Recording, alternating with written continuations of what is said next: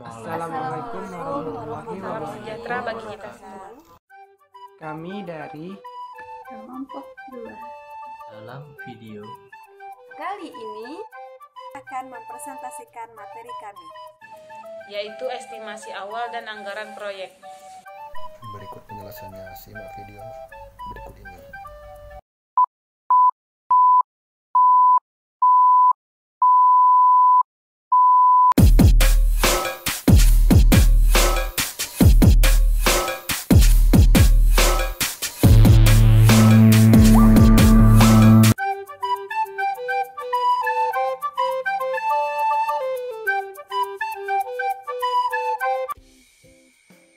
Assalamualaikum warahmatullahi wabarakatuh.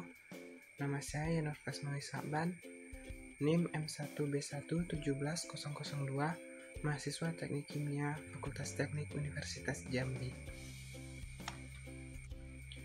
Baiklah, pada video kali ini saya akan menjelaskan tentang pentingnya estimasi awal, kemudian klasifikasi estimasi awal, kemudian penentuan konsep kerja, dan faktor utama dalam pembuatan estimasi awal. Baiklah, kita masuk ke materi yang pertama, yaitu pentingnya estimasi awal.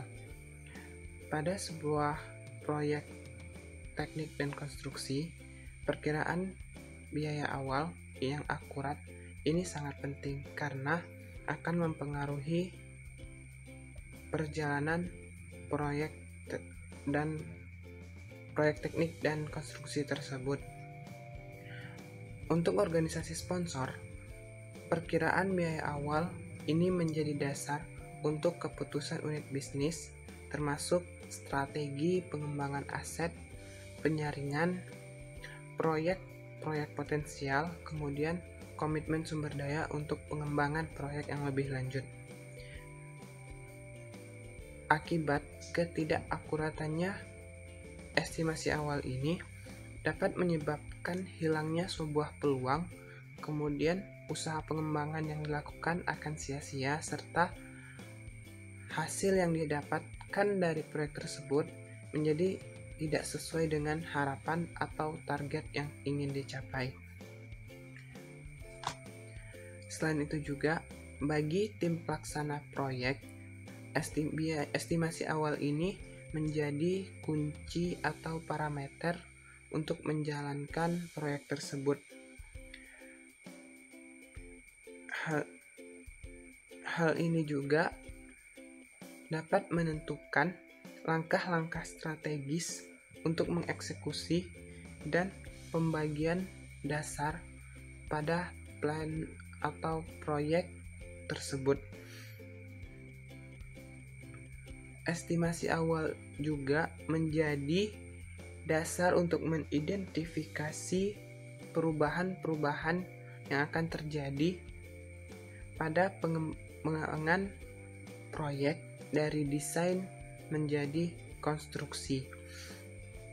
Sebagai tambahan lagi, performa suatu tim pengerjaan proyek atau keberhasilan suatu proyek ini dapat ditinjau dari luaran yang dihasilkan setelah proyek tersebut berjalan dengan memperhatikan estimasi awal yang telah dicapai. Nah, pada estimasi awal ini terdapat beberapa tahap atau klasifikasi yang dilalui pada sebuah proyek teknik atau konstruksi.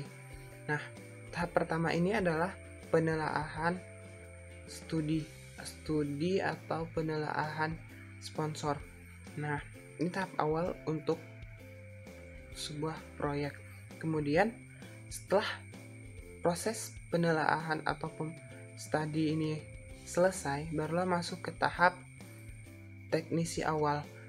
Kemudian baru masuk ke tahap teknisi yang lebih detail, barulah ketika sudah mencapai di titik detail ini baru dilakukan tahap pembelian. Setelah tahap pembelian baru tahap konstruksi.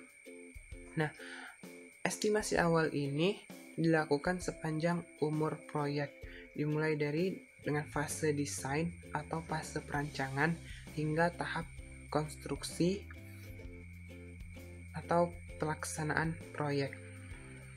Nah, terdapat beberapa kelas dalam estimasi awal. Yang pertama itu ada kelas 5, di mana level proyek di sini adalah 0% sampai 2%. Pada tahap ini terjadi penyaringan konsep.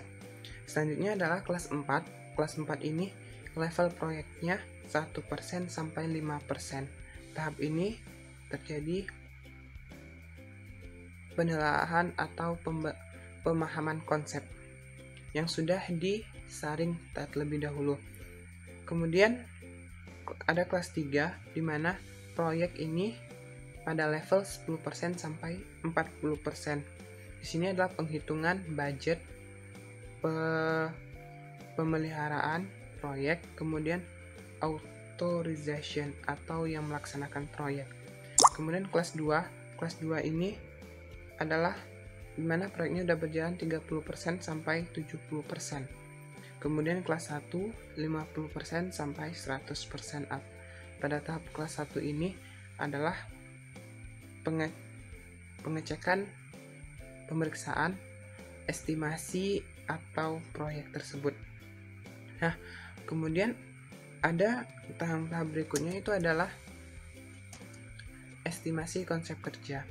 Dalam suatu proses kerja, langkah pertama yang dilakukan adalah keselarasan antara pelanggan atau pembeli proyek dengan tim penaksir harus dibentuk sebelum memulai estimasi. Artinya sebelum sebuah estimasi awalnya dimulai, adanya keselarasan antara kebutuhan pasar atau permintaan pelanggan dengan tim penaksir yang akan menjalankan proyek.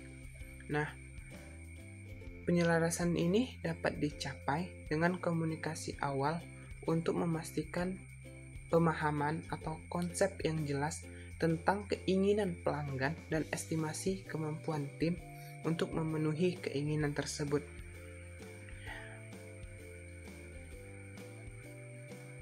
Kemudian, untuk estimasi kerja proses ini memiliki beberapa tahapan, seperti pertama itu perkiraan, kemudian scope of work, penentuan pekerjaan, dan kemudian adalah persiapan estimasi, kemudian masuk ke tahap estimasi dokumen, dan kemudian review estimate, kemudian masuk ke tahap adjust estimate. Ketika estimasi ini berjalan, diterima, maka estimasi ini akan direvisi kembali. Sedangkan jika tidak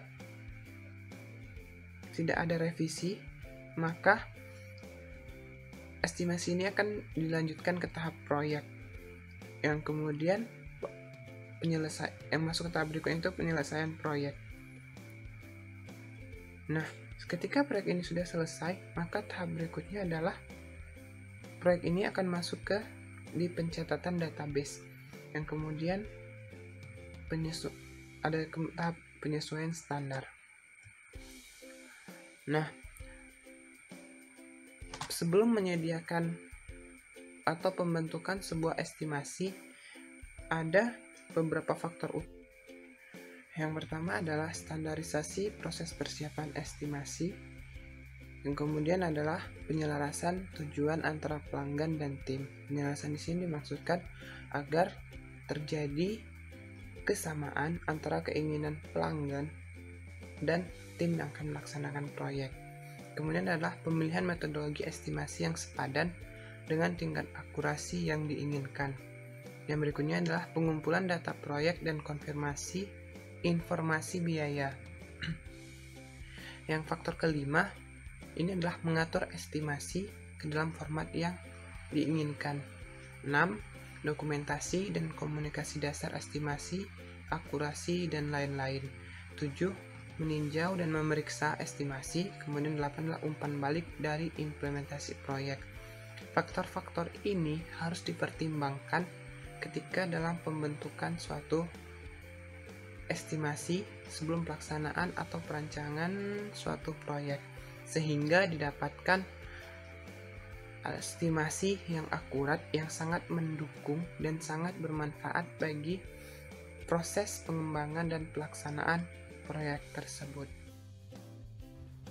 Perkenalkan, saya Dewi Mustika Handayani, NIM M1B1170005 dari Prodi Teknik Kimia Fakultas Teknik Universitas Jambi. Baiklah, di sini saya Dewi Mustika Handayani akan melanjutkan penjelasan mengenai estimasi awal yang sebelumnya telah dijelaskan oleh saudara Yanwar Fatmawi Saban. Di sini saya akan mulai membahas mengenai pentingnya penyesuaian tim dalam manajemen proyek dan industri, di mana komunikasi awal antara tim dan pelanggan itu sangat penting untuk kesuksesan dari setiap estimasi, terutama estimasi awal itu sendiri. Komunikasi awal ini diperlukan untuk memastikan pemahaman yang jelas tentang harapan pelanggan dan kemampuan tim itu sendiri. Untuk mencapai penyelarasan, upaya khusus harus dilakukan untuk menyelesaikan semua masalah yang bisa berdampak pada kerja tim dan pemahaman pelanggan tentang isi estimasi. Dalam penyesuaian tim, itu bisa dicapai dengan komunikasi dua arah dan terbuka sebelum memulai proses estimasi. Selanjutnya saya akan menjelaskan mengenai manfaat penyesuaian tim. Menurut buku Project Management for Engineering and Construction, bahwa manfaat penyesuaian tim ini terdapat 8, yaitu membangun pemahaman yang jelas antara pelanggan dan tim proyek parameter. Yang kedua, membangun dalam menentukan tingkat upaya yang diperlukan oleh tim penaksir untuk memberikan perkiraan. Ketiga, memungkinkan tim penaksir untuk membuat proses kerja dan rencana penempatan staf untuk menyediakan kiriman yang diperlukan untuk memenuhi harapan pelanggan. Yang keempat, menyoroti isu-isu yang mungkin tidak dipertimbangkan dalam pengembangan perkiraan. Yang kelima, membantu pemahaman pelanggan tentang apa yang termasuk dalam estimasi dan apa yang tidak termasuk dalam estimasi itu sendiri. Yang keenam, menetapkan tanggung jawab semua anggota proyek dan pelanggan dalam persiapan dari estimasi. Yang ketujuh, memperbaiki dan mendokumentasi tingkat definisi ruang lingkup dan informasi yang diketahui oleh proyek. Dan yang terakhir, manfaat penyesuaian tim yang paling penting adalah berfungsi untuk membangun kekompakan antara tim proyek dan pelanggan. Dalam mempersiapkan estimasi awal, terdapat 4 pertanyaan kritis untuk mempersiapkan. Yang pertama, seberapa lengkap definisi ruang lingkup proyek? Yang kedua, tingkat akurasi dan detail apa yang diharapkan pelanggan? Yang ketiga, hasil apa yang dibutuhkan dari proyek ini? Yang keempat, kebutuhan apa yang dapat dibuat berdasarkan estimasi ini? Untuk tingkat definisi ruang lingkup proyek, yaitu adalah salah satu masalah utama yang harus diselesaikan lebih awal, di mana keakuratan estimasi tergantung pada definisi ruang lingkup. Pelanggan harus memberikan tingkat akurasi dan detail yang diharapkan untuk estimasi awal ini.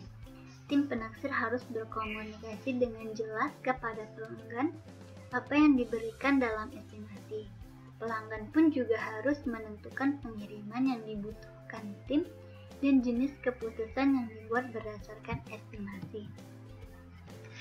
Selanjutnya, membahas mengenai definisi ruang lingkup dan estimasi awal. Definisi ruang lingkup yang baik sangat penting dalam menyiapkan perkiraan. Namun, perkiraan awal biasanya disusun berdasarkan definisi ruang lingkup yang sangat terbatas dan sedikit atau minim informasi mengenai kebutuhan spesifik dari proyek yang diusulkan. Keakuratan setiap estimasi tergantung pada jumlah informasi yang diketahui tentang proyek saat perkiraan disiapkan. Berdasarkan buku Project Management for Engineering and Construction, bahwa dalam estimasi ini sendiri kita harus memiliki periksa daftar isu dalam pertemuan kick-off estimasi, di mana buku ini menjelaskan 20 daftar isu yang salah satunya adalah tingkat upaya apa yang diperlukan untuk memenuhi akurasi yang diinginkan. Daftar isu pun juga ada membahas tentang biaya apa yang disediakan pelanggan untuk dimasukkan dalam estimasi, serta siapa pelanggan dalam tim. Berdasarkan buku Project Management for Engineering and Construction ini sendiri juga mempunyai pitfall umum dalam penyisihan tim untuk mempersiapkan estimasi awal, di mana buku ini terdapat 10 pitfall umumnya, yaitu tentang estimasi awal yang sangat dipengaruhi oleh angka yang terbentuk sebelumnya dan dikembangkan oleh individu di luar tim pembeli. Ada juga membahas tentang gambar untuk mengkomunikasikan metodologi estimasi yang digunakan dalam mempersiapkan perkiraan, dan serta ada yang membahas kegagalan untuk mengidentifikasi informasi yang diperlukan dari tim penaksir untuk menyiapkan estimasi.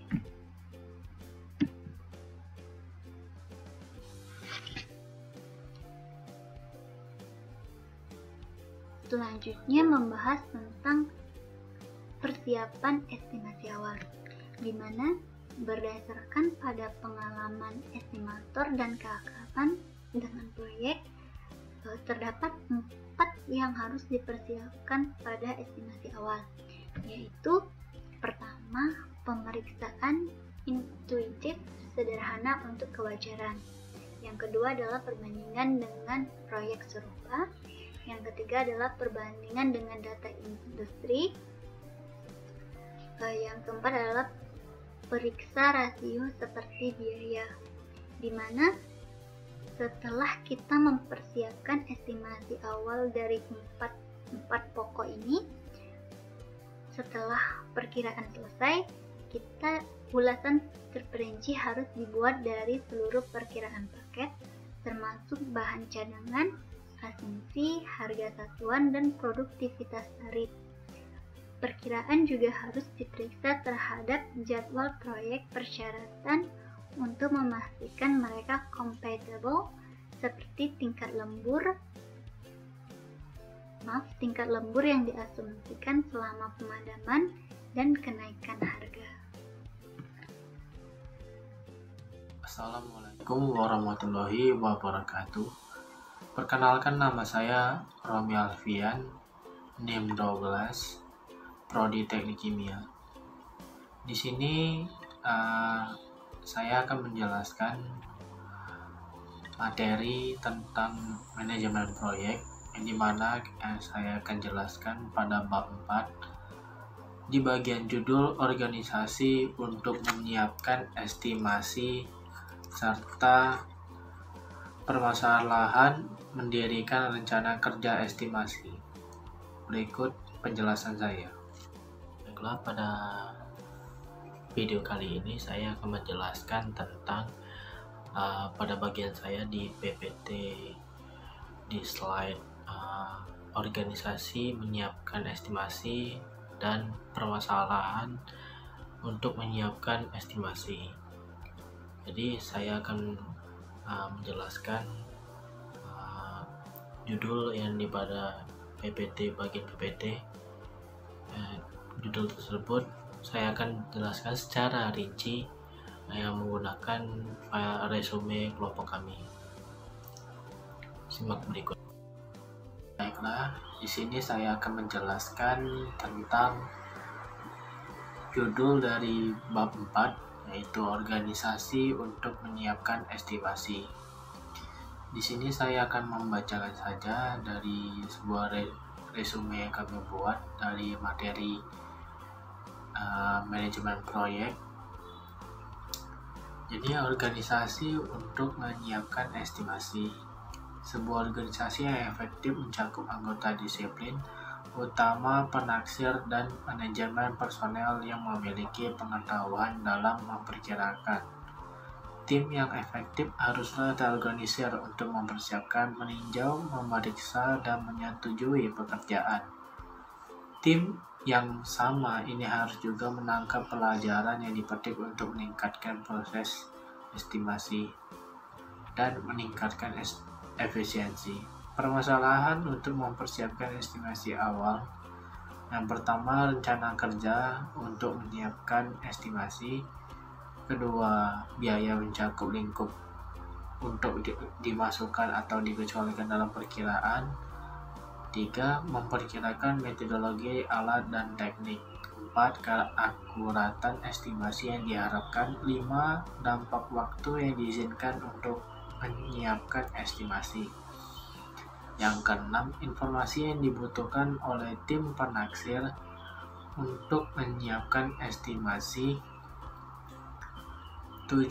Peran dan tanggung jawab untuk menyiapkan estimasi. 8. Format untuk presenting estimasi kepada pelanggan. 9. Jadwal untuk menyiapkan estimasi yang mencakup sebuah A. Pertemuan awal, perkiraan, ulasan, dan persetujuan. B. Tonggak sejarah untuk pengiriman informasi dan hasil. Jadi perkiraan biaya untuk proyek-proyek dalam industri rekayasa dan konstruksi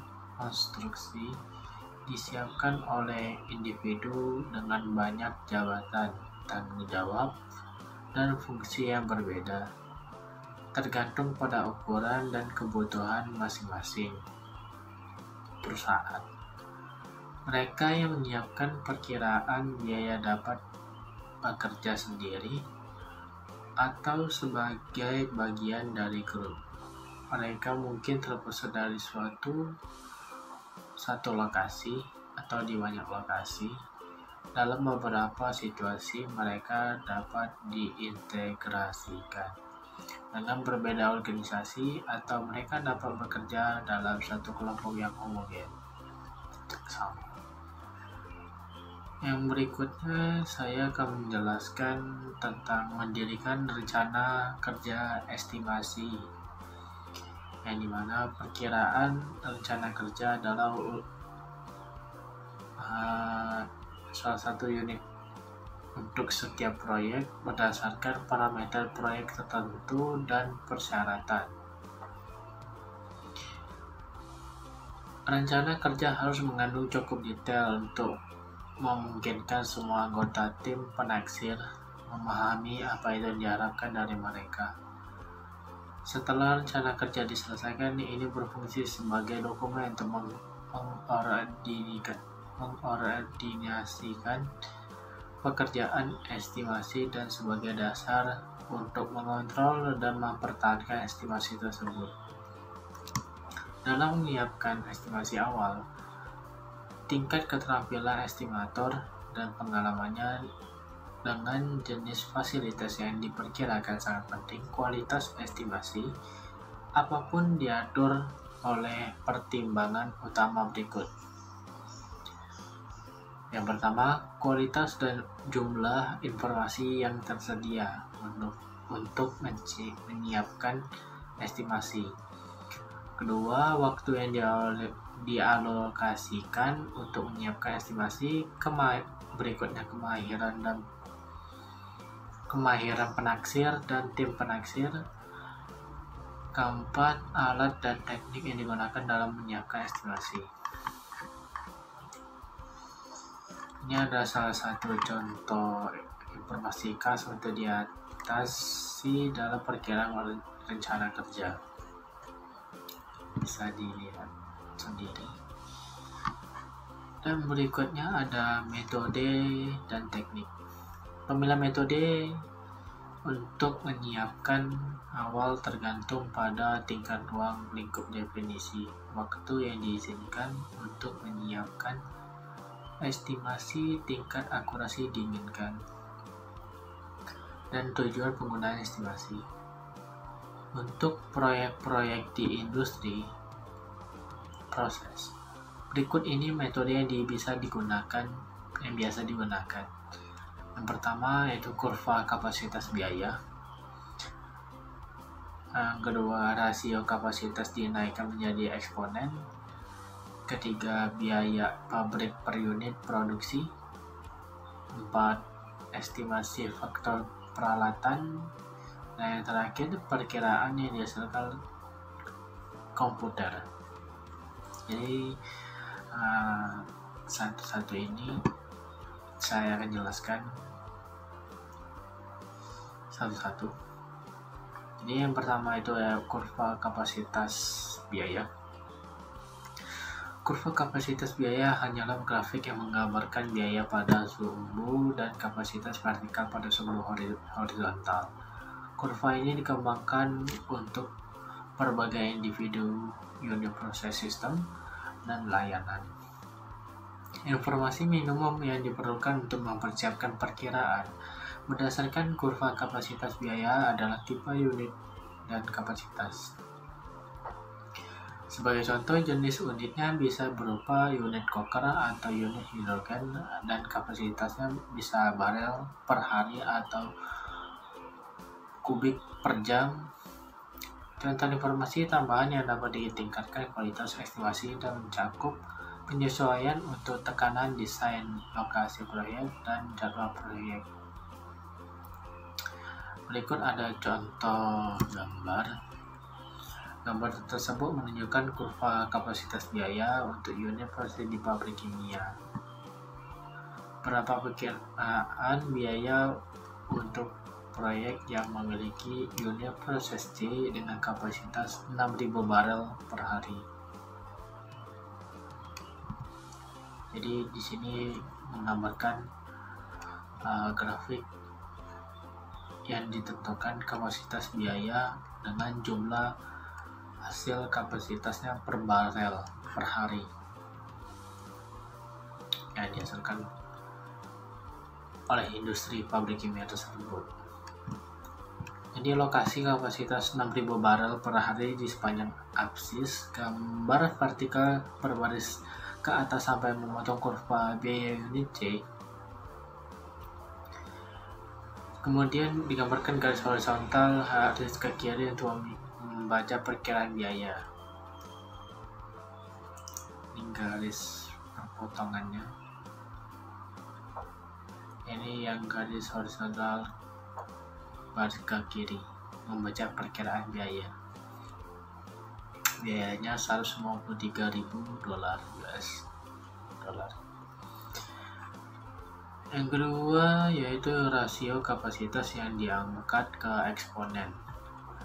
Rasio kapasitas yang dinaikkan ke eksponen adalah teknik estimasi lain untuk konseptual memperkirakan pendekatan ini memperhitungkan pengaruh skala eksponen, skala ekonomi terhadap total biaya pemasangan. Misalnya jika biaya unit proses B dengan kapasitas B adalah diketahui, maka estimasi biaya proses unit A dihitung dengan mengalihkan biaya unit proses B kali rasio kapasitas unit proses dinaikkan menjadi eksponen X. Seperti ditunjukkan pada persamaan berikut. Jadi cost proses unit A sama dengan buka kurung cost proses unit B dikali buka kurung lagi kapasitas proses unit A per kapasitas proses unit B pangkat eksponen. Pada dasarnya metode ini adalah solusi matematis untuk kurva kapasitas biaya disajikan sebelumnya di bagian ini, yang merupakan teknik grafis. Eksponen diwakili oleh X secara matematis berasal dari catatan sejarah dari proyek yang diselesaikan. Ini baiklah, kita lanjutkan. Ini mewakili hubungan non-linear antara biaya dengan ukuran. Berdasarkan skala ekonomi, data historis dapat ditangkap dari proyek yang telah selesai dan data akurat terkecil atau metode pemasangan kurva lainnya dapat digunakan untuk menentukan nilai X yang sesuai untuk jenis proyek yang serupa. Dengan demikian,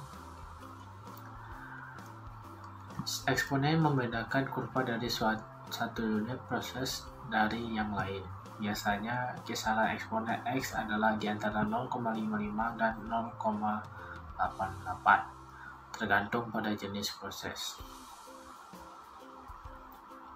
Ini ada contohnya, misal kayak biaya 320 feet pangkat 3 per hour. Unit proses adalah 675.000 US dollar. Dengan catatan biaya yang logis, eksponen rasio kapasitas unit proses adalah 0,72. Perkirakan biaya unit proses serupa dengan kapasitas 450 feet pangkat 3 per hour. Ini penyelesaiannya seperti yang tadi. Biaya unit yang proses B 670-an dikali kapasitas unit A dan unit B. Jadi yang 320 ini unit B ya, seperti ini. Yang unit A yang berkalian unit yang serupa kapasitas 450. Jadi ini hasilnya. Berikutnya biaya pabrik per unit produksi. Teknik estimasi konseptual ini digunakan untuk memperkirakan total biaya pabrik berdasarkan rata-rata biaya pabrik per unit produksi pada proyek yang diselesaikan sebelumnya. Ini adalah pendekatan estimasi yang sangat sederhana dan luas, di mana satu-satunya informasi yang tersedia adalah deskripsi produk dan kapasitas pabrik. Misalnya, catatan biaya dapat menunjukkan biaya rata-rata per unit. Untuk fasilitas kogenerasi menjadi 1.000 US dollar per kW dari produksi. Jadi dengan daya 300 MW akan dapat memfasilitas pembangkit taksiran. Biaya akan dihitung dengan mengalihkan 1.000 dolar per kilowatt dengan daya sebanyak 300 MW. Jadi total perkiraan biaya 300 juta dolar. Ya. Teknik estimasi ini mengasumsikan bahwa hubungan antara biaya pabrik dan kapasitas produksi adalah linear, akan berlaku terbaik dalam rentang yang cukup sempit. Idealnya biaya pabrik rata-rata per unit kapasitas produksi dikembangkan dengan baik pada berbagai kapasitas sehingga penaksir dapat memilih hubungan yang berlaku untuk perkiraannya. Metode persiapan estimasi awal ini mirip dengan metode estimasi kaki persegi yang digunakan untuk proyek-proyek di sektor bangunan. Perkiraan total biaya proyek bangunan tertentu ditentukan dengan mengalihkan biaya-biaya rata-rata per kaki persegi dari proyek sebelumnya dengan total persegi pada bangunan yang diusulkan. Jadi sekian itu yang saya sampaikan, bagian yang saya sampaikan. Judul yang bagian saya.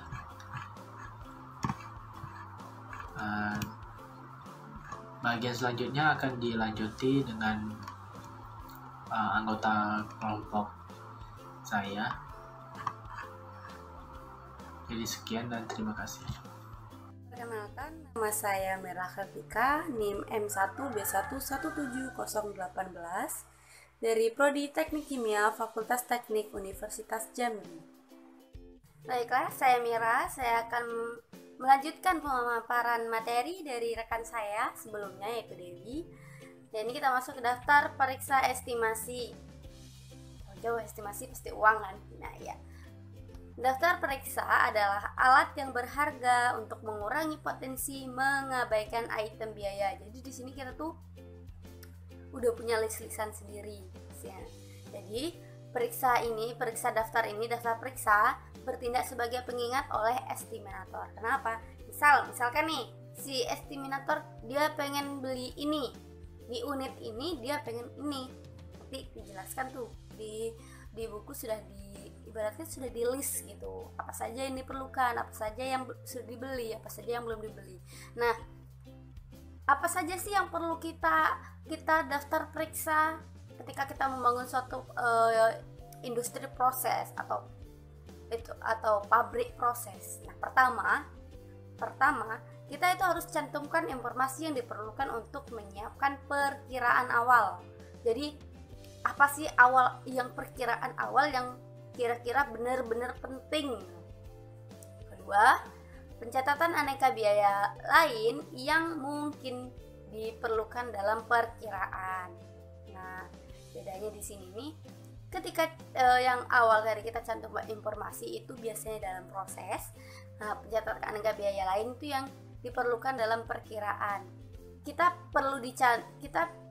perlu atau tidaknya dicantumkan itu dilihat dari seberapa detailnya. Jadi kalau sudah saya jelaskan, kita cantumkan informasi yang diperlukan untuk menyiapkan perkiraan awal tuh seperti item-item yang benar-benar perlu kita cantumkan, takut ada yang tidak terbeli ataupun bagaimana. Sedangkan pencatatan aneka biaya lain ini mungkin diperlukan dalam perkiraan, yaitu sudah benar-benar bakalan kita beli, jadi otomatis kita itu nggak bakalan lupa gitu. Nah, kita nggak bakalan lupa, tapi dia tidak terlalu diperlukan dalam perkiraan. Ketiga, yaitu mencantumkan ruang lingkup proyek yang mungkin diperlukan tetapi tidak diidentifikasikan dalam definisi yang disediakan untuk perkiraan tersebut. Baiklah. Nah, tadi kan sudah tuh mencantumkan informasi yang diperlukan dalam menyiapkan perkiraan awal. Apa saja sih yang benar-benar detail yang harus kita ingat? Sehingga dia tuh perlu dicatat gitu. Nah, itu seperti mencakup jenis unit. Nah, itu kan penting nih jenis unit. Jadi di unit ini kita perlu alat ini, di unit ini kita perlu misalnya pipa inilah, valve inilah, itulah gitu. Nah, jadi kedua itu kapasitas umpan. Nah, kapasitas umpan itu berapa? Kita sesuaikan juga dengan alat yang kita gunakan. Kapasitas umpan berarti kita naik bahan baku dan lokasi proyek. Nah, itu lokasi proyek ini misalnya saya ingin membangun suatu proyek di daerah Batanghari misalkan, atau di Merangin gitu. Yang Batanghari, Merangin atau Serangun yang lokasinya itu berdekatan dengan sungai gitu. Terus tadi kan ada tuh kita mungkin diperlukan mungkin diperlukan dalam perkiraan, tetapi dia tetap dibeli, memang benar-benar dibeli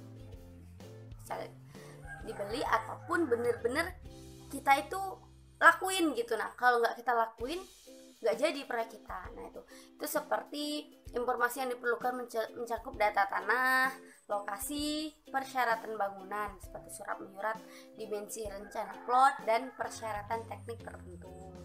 Oke.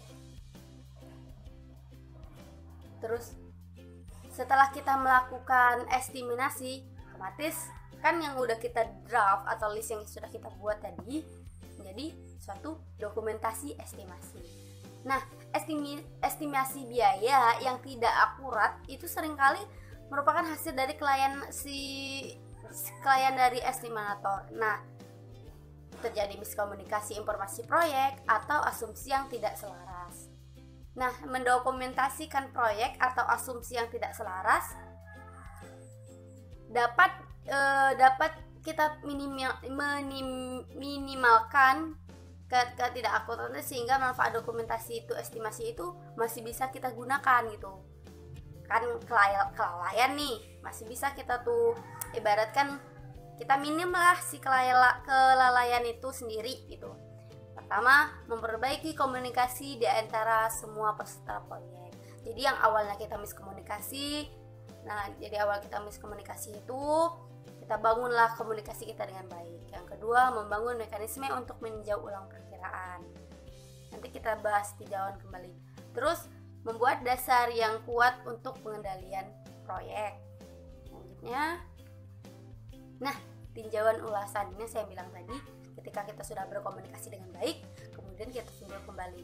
Nah, tinjauan ulasan itu adalah ulasan estimasi yang dieksekusi dengan baik akan meningkatkan kredibilitas dan akurasi estimasi. Nah, jadi kita udah membuat list apa saja yang diperlukan, apa saja yang dibutuhkan, kita tinjau kembali. Oh, sekiranya ini tidak terlalu diperlukan, masih bisa kita ibaratkan kita masuk ke pembelanjaan selanjutnya. Misalnya kan seperti itu, kita tentukan mana yang benar-benar penting terlebih dahulu. Terus, tinjauan estimasi merupakan bagian penting dari proses estimasi karena membantu pelanggan untuk memahami konten dan tingkat akurasi estimasi, memungkinkan pelanggan untuk membuat keputusan bisnis yang lebih baik karena dia udah tahu, oh ini yang kita butuhkan. Jadi dia bisa berpikir, oh berarti saya bisa nih untuk berbisnis dengan baik. Untuk setiap perkiraan harus ada setidaknya 2 ulasan. Ini review internal selama pengembangan estimasi dan review akhir pada atau dekat penyelesaian estimasi. Sudah nih, estimasi sudah, daftarnya sudah, tinjauannya udah, terus dokumentasi juga udah. Nah, yang perlu kita itu kan lagi apa sih? Penilaian risiko. Dari proyek yang kita bangun tadi itu resiko apa saja yang bakalan timbul. Nah, si penilaian resiko ini kita tuh menilai resiko dan menugaskan menugaskan kontingensi estimasi dasar. Nah, menilai resiko estimasi dasar adalah salah satu tugas yang paling penting dalam menyiapkan estimasi awal. Penilaian risiko bukan satu-satunya tanggung jawab estimator, tetapi penilaian risiko ini juga merupakan tanggung jawab anggota proyek. Nah, dari kita mengestimasi nih penilaian risiko apa saja, dari tim manajemen proyek itu harus menyediakan ukuran produk, volume, dan persyaratan kualitas dari produknya. Nama saya Dea Utari, NIM M1B11704, mahasiswa Prodi Teknik Kimia, Fakultas Teknik Universitas Jambi. Baiklah, saya akan menjelaskan penjelasan lebih lanjut setelah apa yang telah disampaikan oleh rekan saya Mira Kartika. Selanjutnya saya akan menjelaskan tentang analisa risiko, di mana pada estimasi dasar atau estimasi awal kita perlu menganalisa risiko. Risiko di sini merupakan suatu kemungkinan atau risiko yang diharapkan atau mungkin nanti bisa kita hindarkan ketika terjadinya pada saat pengerjaan atau proyek berlangsung. Pada estimasi awal, analisa risiko ini sangat perlu seperti adanya penambahan biaya tambahan atau lain sebagainya. Di analisa risiko, kontingensi di sini perlu, di mana nantinya kita bisa memprediksi atau mengetahui apa saja risiko-risiko yang terjadi saat kita mengerjakan atau menyelesaikan suatu proyek. Jika risiko itu terjadi atau kemungkinan terburuknya, kita bisa memprediksi di awal. Kemungkinan jika terjadi begini, apa langkah atau apa metode yang perlu kita lakukan untuk mengantisipasi risiko yang terjadi, ataupun pembeludakan kepada biaya. Salah satunya yaitu misalkan di biaya tambahan ketika di awal kita tidak memprediksikan resiko yang kemungkinan terjadi. Ketika terjadi kecelakaan atau dalam proses pengerjaannya, itu pastinya akan ada biaya tambahan ataupun hal-hal yang mungkin bisa kita lakukan untuk penanggulangan risiko yang terjadi. Jadi di sini analisa risiko sangat penting. Selanjutnya pada estimasi dasar ini kita juga perlu mengetahui atau perlu memprediksi adanya kemungkinan. Di sini kemungkinan di sini juga merupakan praduga atau perkiraan yang perlu kita estimasi di awal, di mana kontingensi di sini perlu. Di sini saya akan menjelaskan juga apa sih sebenarnya kontingensi, definisi kontingensi di dalam estimasi dasar manajemen proyek. Kontingensi secara umum bisa kita definisikan sebagai suatu keadaan yang belum pasti, namun itu mungkin bisa saja terjadi.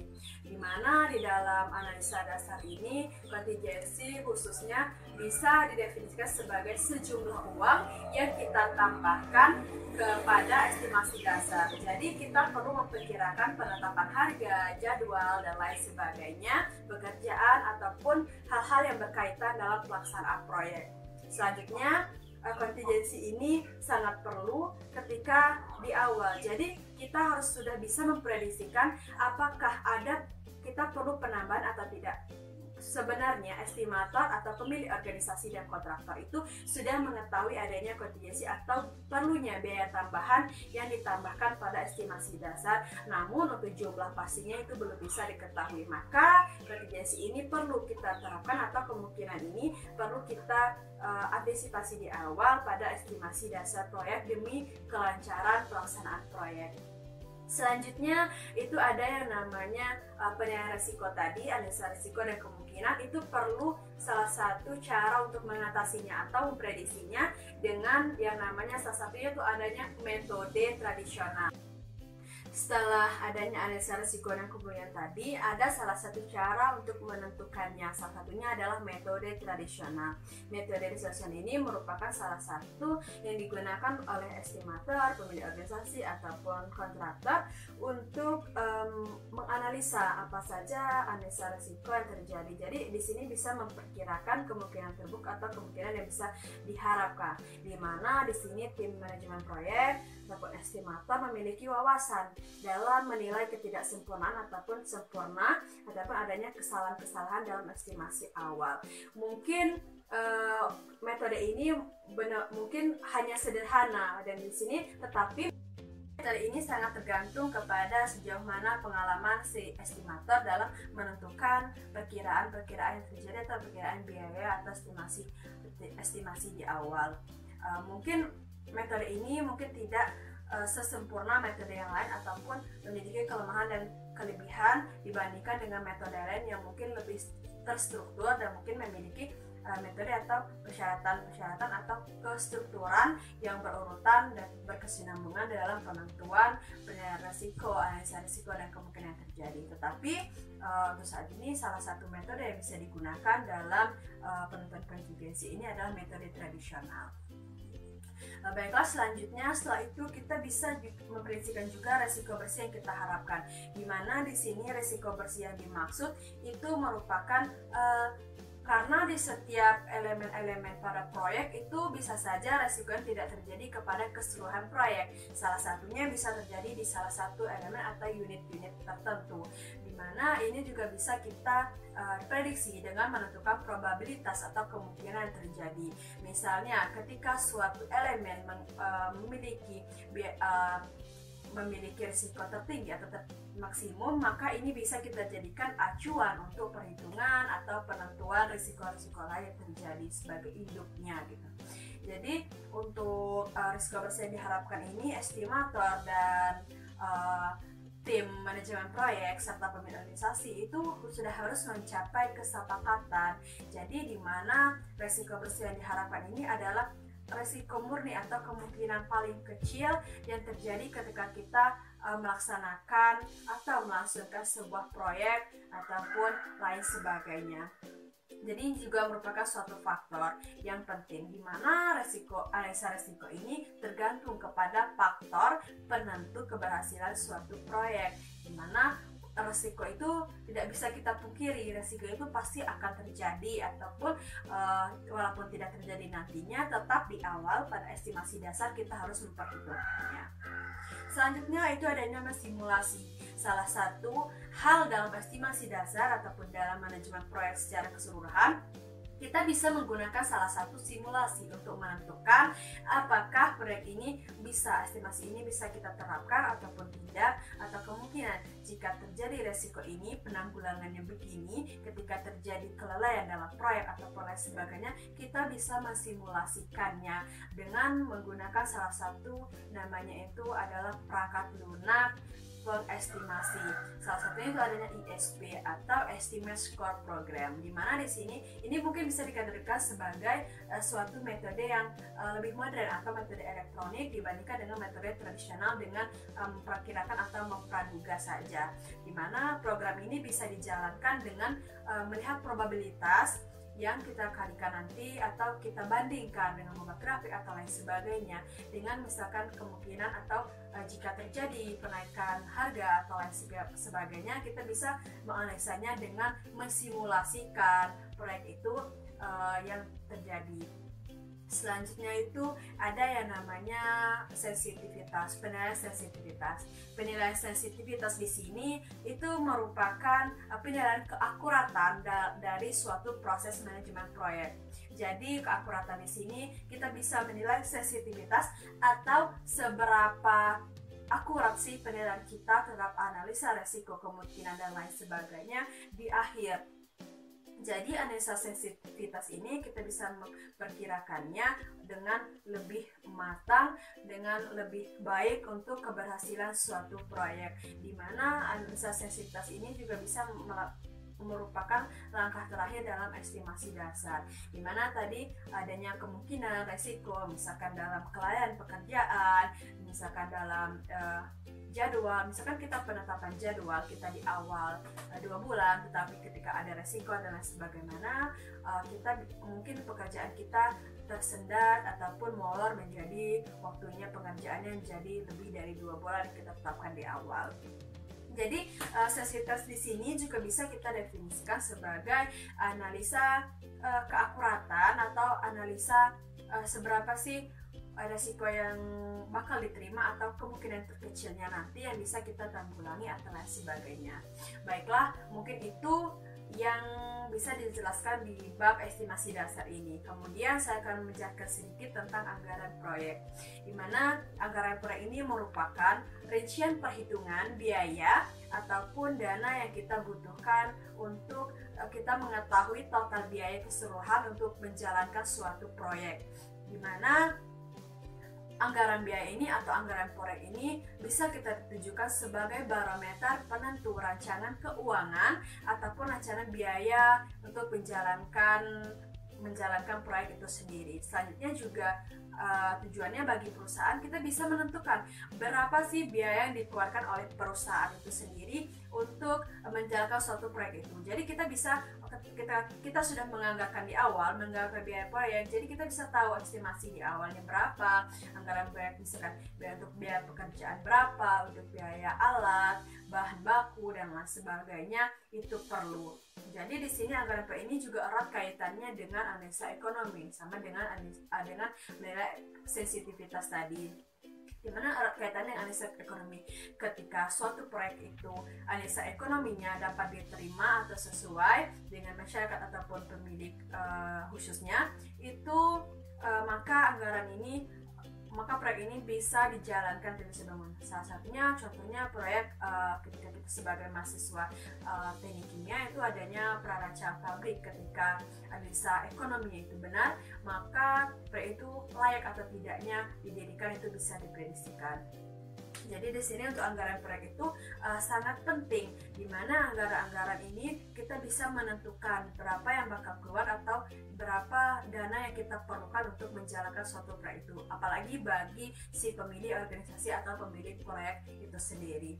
Baiklah, mungkin itu yang bisa saya sampaikan sedikit penjelasan tentang anggaran proyek. Untuk lebih detailnya itu akan dijelaskan secara rinci oleh saudara saya Muhammad Zaki Al-Mutari. Terima kasih. Assalamualaikum warahmatullahi wabarakatuh. Perkenalkan, nama saya Muhammad Sekar Rifari, NIM M1B1170232.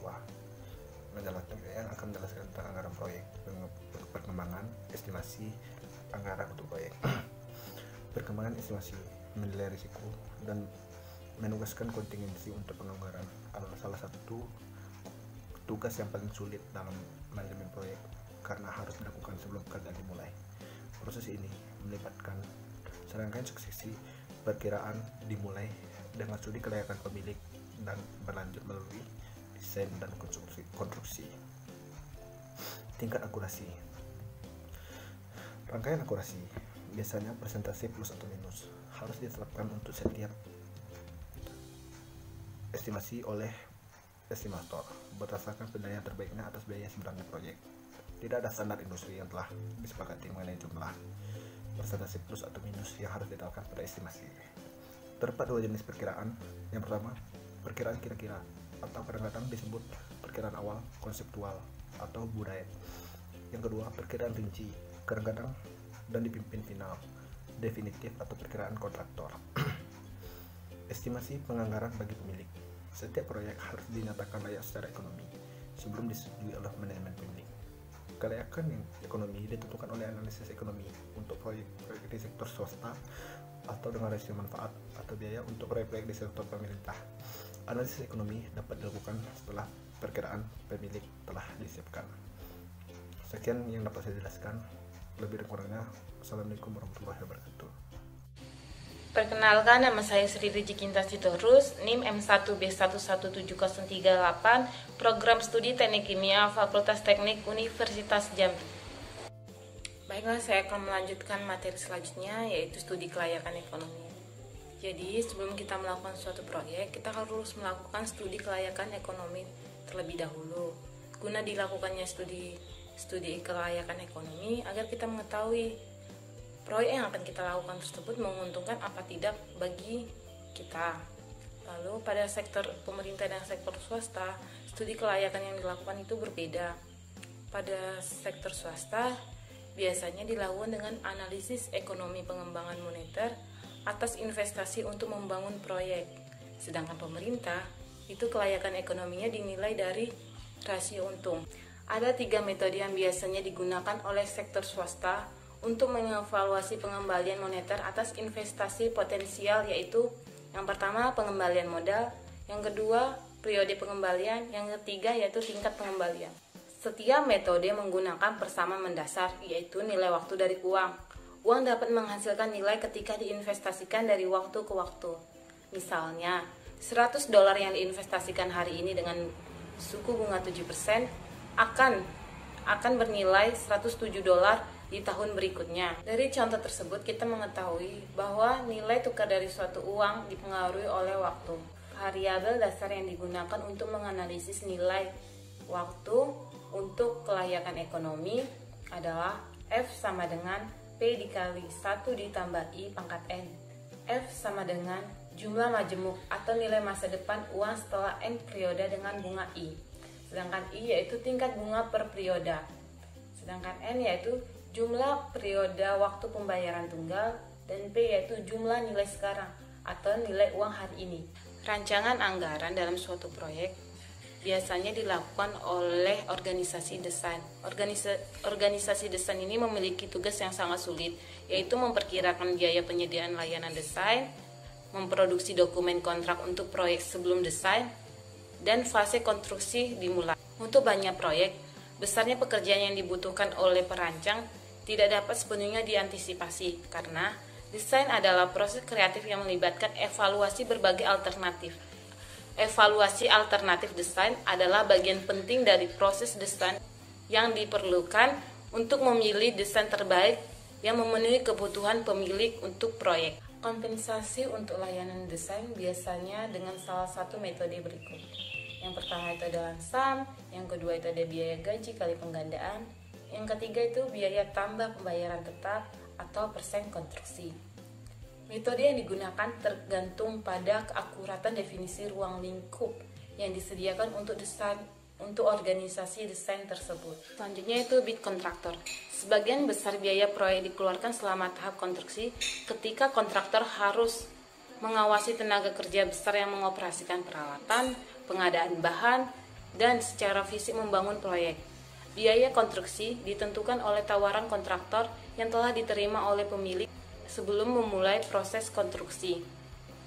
Tergantung pada desain dan jumlah rasio itu dibagi antara pemilik dan kontraktor. Ada banyak metode yang telah dikembangkan untuk mengkompensasi kontraktor konstruksi. Manajemen proyek untuk teknik dan konstruksi. Kontrak yang dapat diganti biaya dapat diklasifikasikan sebagai biaya tambahan dalam biaya tetap. Insentif sering dibangun dalam kontrak yang dapat diganti biaya untuk mengendalikan total biaya proyek. Contoh intensif adalah harga target dan harga maksimum yang dijamin. Untuk proyek dengan serangkaian rencana dan spesifikasi lengkap yang telah disiapkan sebelum konstruksi, kontraktor dapat menyiapkan perkiraan terperinci untuk tujuan mengajukan penawaran lamsap pada proyek. Hanya satu angka total biaya yang dikutip untuk pemilik, dan angka ini memiliki jumlah yang akan dibayarkan pemilik kepada kontraktor untuk proyek yang diselesaikan, kecuali ada revisi dalam rencana. Tawaran kontraktor disiapkan dari perkiraan terperinci tentang biaya penyediaan bahan, tenaga kerja, peralatan, pekerjaan subkontrak, overhead, dan laba.